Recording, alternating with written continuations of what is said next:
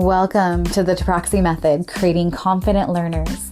The Taproxy Method uses a unique combination of breath work, brain-body work, gratitude, and a clay-based program to affect the neuroplasticity of the brain in students, to help strengthen their mind-body connection, help them develop a growth mindset, and most importantly, trust and confidence in themselves. Aloha and welcome to another episode of the Taproxy Method, creating confident learners. I'm Tani Taproxy, the founder and creator. In this episode, we'll look at the importance of the quote-unquote simple tasks and why they're important. Before we get started, I wanted to share that I have a free assessment video that I'd love to share with you, where I walk you through a simple process in reading to figure out what type of learner your child is. I use this with every student when I first meet them to give me a sense of whether they are more of a visual or phonetic learner. To receive this free gift, sign up for my newsletter at pages.tanitutors.com/newsletter. As soon as you sign up, you'll receive it in your inbox. So let's get started. So today I want to talk about the importance of the quote-unquote simple or easy tasks and how these are actually quite important because they add to confidence, right? They add to a bank of successes that children feel. So when they feel comfortable and confident in the small things, this allows for the ability to try for harder things or to reach or put a little bit more effort into something else, right? So we have this idea of a snowball effect. The little things add up over time and build into these big skills. And it's through consistency of habits and perseverance that this happens, right?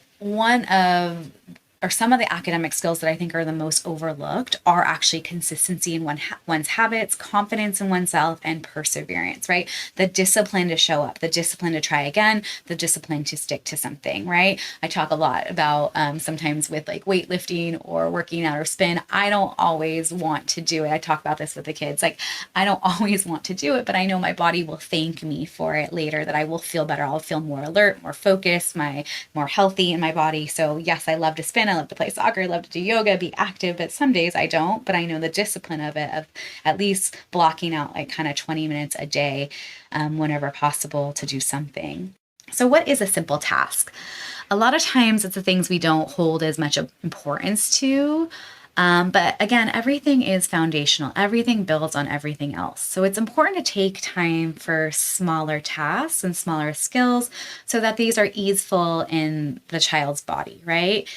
To address gaps in knowledge when they arise, to go back. Remember, we go back to one step to go 2 steps forward, or even 3. We fill in those potholes so that the street or the ease of what they need is nice and smooth, right? Talk about number sense. You got to know your math facts. You got to know your multiplication tables in order to be successful in what is going to come, what is going to build onto there.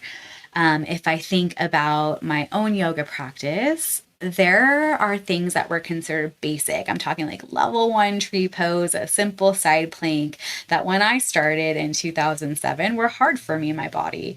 And I was the yogi who couldn't touch their toes, and some things seemed absolutely impossible. And now I can do things that I never thought I could when I began, right?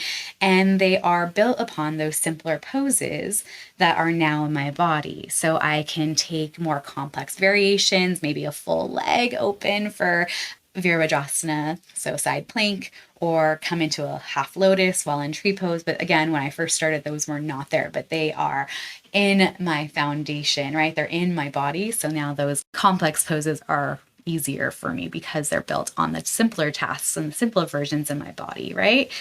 And I keep going back in academics to the tasks like number sense, mental math, handwriting, spelling, typing, reading, being embodied to be a skill and built upon so that when they are embodied, the child knows how to do them with ease. And then anything that is built upon that is easier as well to add into their knowledge base. So one thing I want to talk about, a lot of times we get really excited. A kid is doing a task, especially one that they were previously struggling, and we get really excited and we want to add more to this goal or task. rather than waiting for them to make the benchmark, to make the goal. And what happens when we add on more before they've actually completed that simple task or the thing that they were struggling with? It becomes disempowering because their first goal was never met. So when we get really excited, we have to check ourselves and we have to let them get the first goal, the first benchmark, and then make a new goal once that first one is achieved. Yay, you did it. Now we can try this. And, it can be like, oh, sweet, you're going to get this. Let's get there. And then we're going to build from here. You can give that caveat, but we always want them to meet their first skill, their first simple task, their first goal before we add any more. Sometimes we keep moving that benchmark and it's like a race that they're never going to meet because the finish line keeps on getting moved. So let them cross the finish line, set up the next goal, the next task, let them cross that and then the next one so that they have a bank of successes, a bank to draw on, this confidence that we're building. You did this, now we're doing the next task, you did this, and so forth. All these tasks, all these little accomplishments are interconnected. One is not higher than the other, but they build upon each other. When in sports, you practice the basics, right, to apply to the game. So in soccer, you learn different types of footwork, instep, outstep, how to do a banana kick, laces, how to shoot, how to pass. And once you have these in mastery, then you can apply it to the strategy of the game, the real time, the problem solving that happens there. But first, you have the basic, the small little skills. We need to allow them time for the mastery of a task, right? So teaching the small skills, teaching gratitude, breath work, balance, ball work, letter identification, handwriting, typing, one problem a day, their math facts, the math concept that was right before the one that they're going on, that was built upon, and then moving on from there. Again, I feel like when I'm teaching, I'm more of a detective. I'm trying to fill in gaps of knowledge, deal with the teaching moment, like what comes up in the moment, what needs to be known now in order to do the task at hand before moving on, right? We're not trying to plow through things. We're actually trying to empower them for all the knowledge base that they need. And when they see for themselves that a task is easy, then we build, right? So the first mark maybe is reading one page at a time, right? And that's a celebration. And then we go to a chapter at a time, right? And then that's a celebration. And then we move the benchmark, the goal, to a book at a time, right? And the progression is slow and steady and at a pace that they can go. Same with, one clay trigger word. One at a time. You've mastered this, you mastered this, you mastered this. One math problem, then one math page if they're struggling, right? We do one task at a time. We stick to it until it becomes easeful, until it becomes mastered, until that simple task can add to the next task.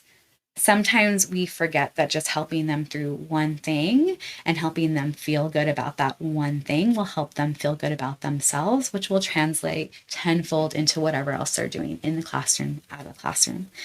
And when we give them that bank of successes, we help them see that they're progressing. Sometimes kids will not even see what they've been doing. A lot of times with kids who struggle with spelling or writing, I'll have them write the first time that they're with me.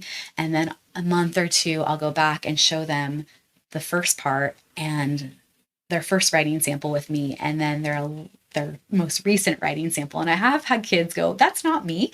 That wasn't me. I know how to spell that word. I know how to do a sentence properly. I know how to do this. They don't even believe it. But sometimes if you can make it tangible for them and they can actually see the progress that they've made, it makes it more real for them. I think for me, for yoga, there's a very tangible, like I couldn't do this crow pose when I first started and all of a sudden my body clicked and I've got it. So when you make things tangible, the small tasks, they start to even have more confidence in themselves.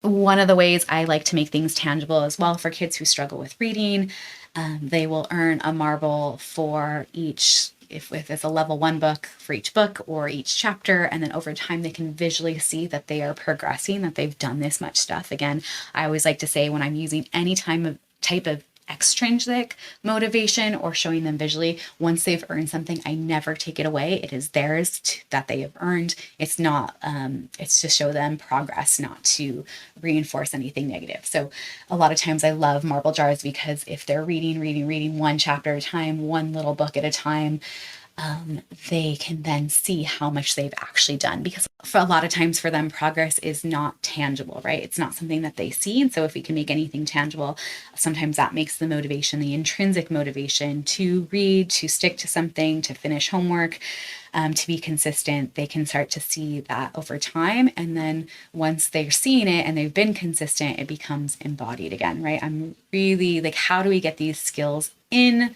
body, right? A lot of times kids will struggle with focus or study skills or keeping track of stuff. Marble jars are a great way to help with that consistency. And once they have that skill in their body, it's not something that you necessarily have to revisit. A few other ways that I like to show them that they are progressing is, again, the marble jar, sometimes stars for passing timed mini multiplication quizzes or timed mini division quizzes.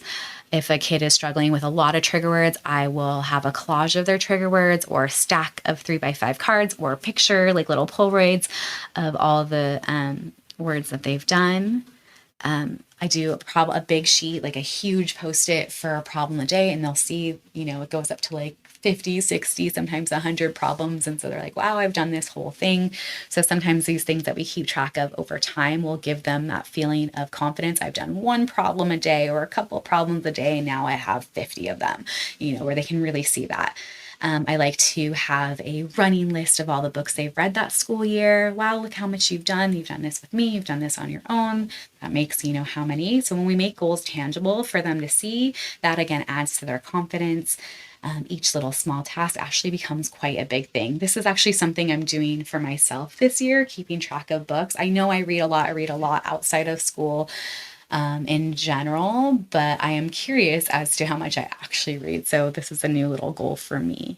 And when we keep track of stuff too, we're helping with delayed gratification. A lot of kids who have a little bit less maturity, they don't have this sense of delayed gratification. Even us as adults right now, everything is instant. I can order something on Amazon on my phone.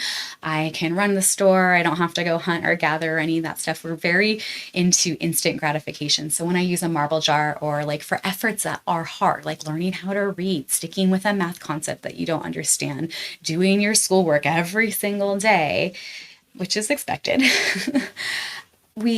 we're not as used to delayed gratification. So these are ways to help teach students as well, along with gratitude, along with breath work, along with learning how to be still, along with being in charge of your own energy dial, your own energy. These are all things where it's not like I want and get what I want right away. I mean, I love that quote, adopt the pace of nature.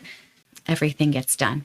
And then not being afraid to revisit prior work, say a writing sample, like I mentioned, where they can actually see a difference in their writing, in their spelling, in their vocabulary, in their diction, the word choices that they make from a month or two ago, right? Whenever we can give them a tangible difference, that all these little things that they've been doing, the writing every time they see me, the reading every time they see me, the math problem every time they see me, how it does build up over time.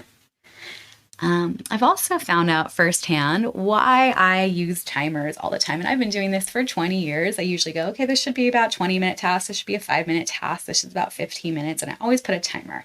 But lately, I've found out firsthand why I need to do that for myself as well. With when I was first learning how to do podcasts, I had an idea of how long it was going to take me. And I probably ran into every technological problem that there is under the sun learning this new skill. And rather than giving myself grace and time for what I thought a task would be and putting it aside if it was done, I charged through it and ended up being pretty burnt out by the process.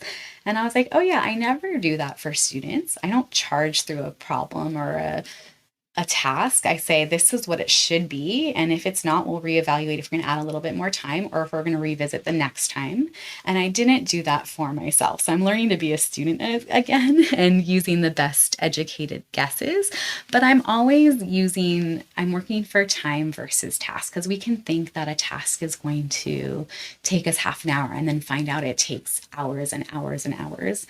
So I love using timers to keep things simple as well and to progress from there, and to be able to put something away and come back to it, right? We build little over little over little. So I'm learning to be a student again, which is actually helping me understand my students a little bit more and what it feels like to struggle with something new. And it's been a while since I've been a student to this extent. And I'm seeing how important it is for me to break things down into first, second, and third tangible steps. And then ultimately, they all come together as one big, complete, whole, accomplished task.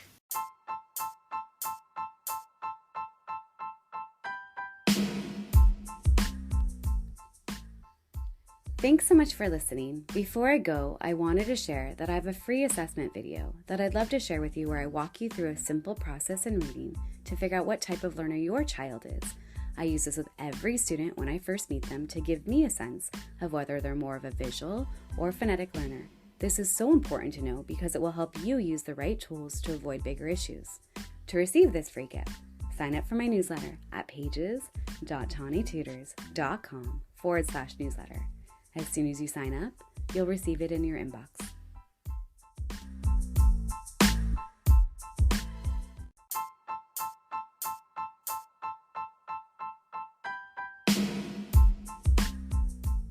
If you're interested, follow me on Instagram and Facebook at the Taproxy Method.